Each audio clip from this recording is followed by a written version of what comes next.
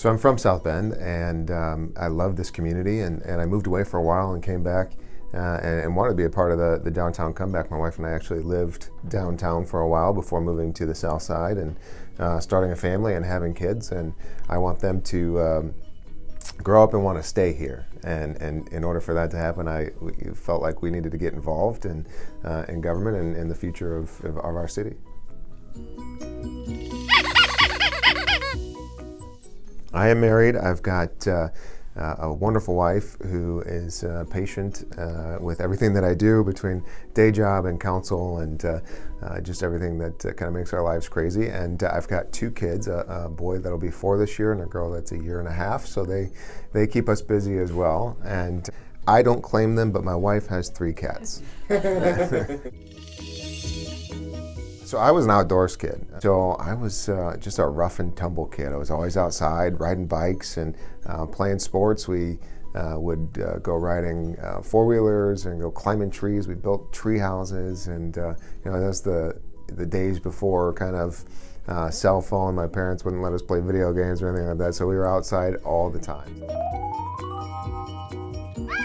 Favorite animated movie? My goodness, I have a lot of them, and now that I'm watching more with my children and rewatching some, right? So from when I was growing up, I remember seeing Lion King in the theater when I was younger, and so Lion King is definitely, I think, one of my all-time favorites. And then something that my son likes now and I really like is The Incredibles and The Incredibles 2. So.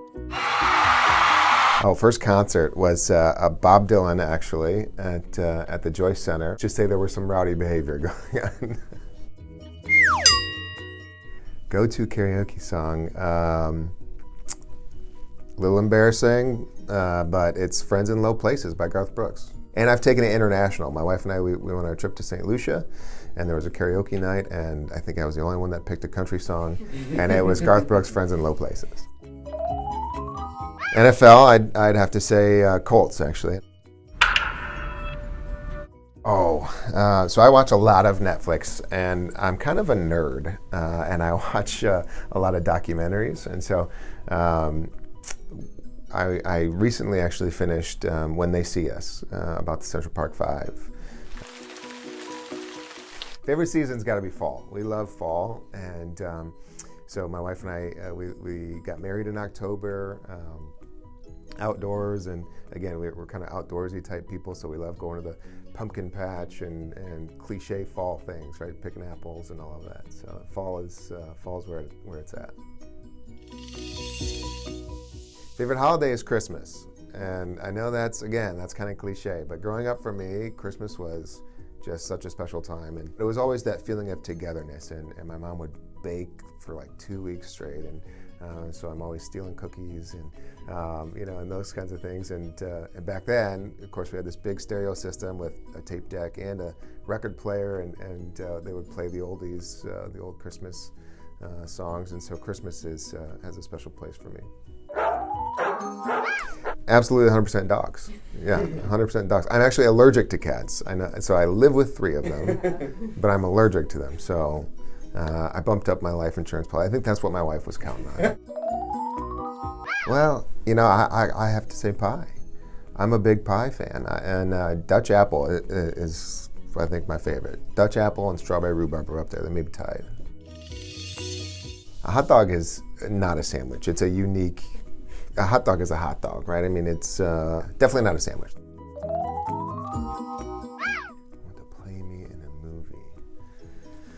Well, probably the most good-looking guy in Hollywood. I'm trying to think of bald actors that wear glasses.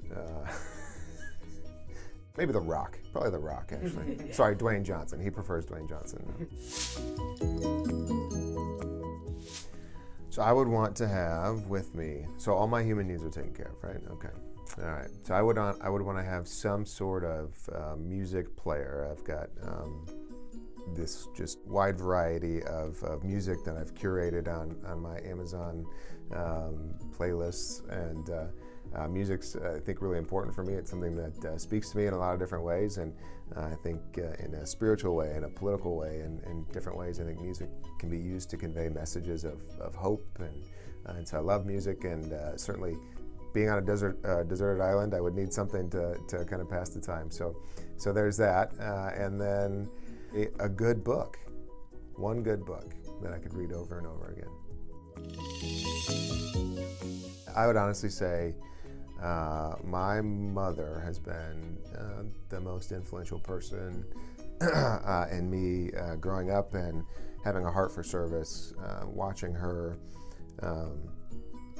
just care for people and give herself to people her entire life. And she's just an amazing woman, and that's where I think I got my heart of serving others for.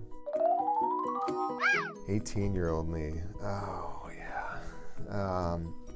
It gets better. That's the advice, it gets better, right? I think a lot of times when we're at a point in our lives and things aren't always going our way, we tend to catastrophize and think that it's always going to be this way. To push past those challenges and those obstacles in life and grow from them, I think that would be definitely the advice, that it gets better and keep pushing forward. My favorite part about the council is just being there and being a resource for people and connecting them to their city government. My favorite part is getting those phone calls and being able to follow up with residents and taking care of some of their needs, whether it's a missed trash pickup or it's sewage in their basement. If they're calling me about it, it's important to them and it's important to me. So I would have to say RSVP, so the Rental Safety Verification Program. And I think that the fact that it's showing progress, like it's bearing fruit already. It's just gone into effect within the last couple of months, and we're already seeing it specifically in my district with Miami Hills, where we're able to address in a proactive way substandard living conditions for folks who are a lot of times voiceless or they're afraid to come forward. We're seeing this move forward in a really positive way really quickly, and so I'm just really proud to have been a part of that. So Common Council, I would say, first and foremost, our responsibility is the budget, right? So we are the monetary body here in the city government. So much like the U.S. Congress is for our national government, the City Council controls the purse strings. So anytime that money needs to be appropriated, we are the ones that have to approve that. And so it's a very big responsibility to steward taxpayer dollars in a way that is conservative from the sense of making sure that we're not spending too much or more than we have, and yet spending in a way that meets the needs of our folks that we've got. And so I'd say those basic needs are sewer and water and streets, and then public safety like fire and police. And so that's kind of our basic duty right there. And then I'd say another one of our duties is just to be responsive to our residents and be facing forward to them out in the district and be out these community meetings and just make sure that we're available and make sure that folks feel like they're heard.